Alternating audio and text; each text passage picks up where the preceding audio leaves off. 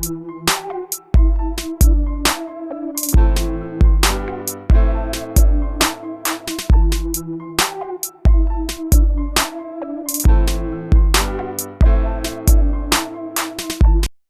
nno gwe kyokola okola ky'amaanyi okubanga weekuumidde ku Projan Media TV era ng'essaawa zino oba olinze amawulire agenda mu maaso mu ggwanga.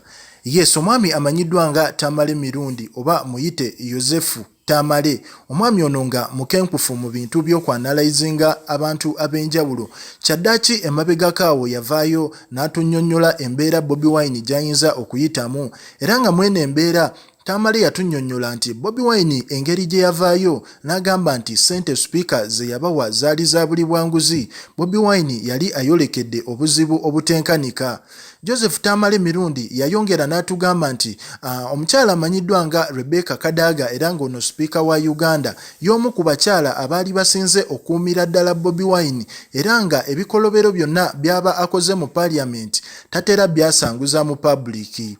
Yes, goyinza okubeera eyo nga tokimanyi naye Bobi Wine y'omu ku babaka abamu abazze batabeera mu lukiiko lwa Parliament, enkiiko ezisinga tatera zibeeramu era nga n'olwekyo waba afuluma eggwanga omwami ono Bobi Wine tatera kugamba ku Speaker, ekintu ekyandimuviiriddeko obuzibu naddala nga bamututte mu kakiiko akawozesa ababaka ba Parliament.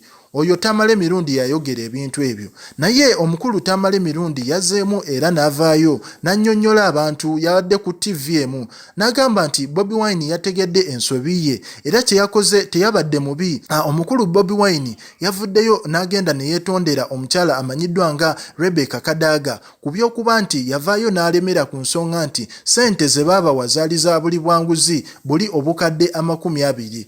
Bobi Wine ono woba tokimanyi oyinza okuba tokijjukira naye Speaker si mukyala mwangu olw'ensonga nti mu 2013 yagobako omusajja ow'amagye era omusajja eyali ow'amaanyi amanyiddwa nga General Sejjusa era nga yamugoba mu Parliament n'amuggyako n'ekifo ky'okuba Member of Parliament. So Bobi Wine we yategedde ebintu ng'ebyo yasobodde okubanga akakkana wansi n'abanga yeetondera omukyala amanyiddwa nga Rebecca Kadaga kwe kuvaako nti omukyala ono n'amwesonyiwa n'abanga emisango egisinga yagimuggyeko gye yabadde agenda omuwozeseza mu kakiiko k'aba Member of Parliament. Wano ku Projan Media TV tukwebaza okubanga okyagyekuumiddeko, amawulire mangi agakyagenda mu maaso era tujja kuba tugakutuusaako. Likinga, commentinga, subscribinga.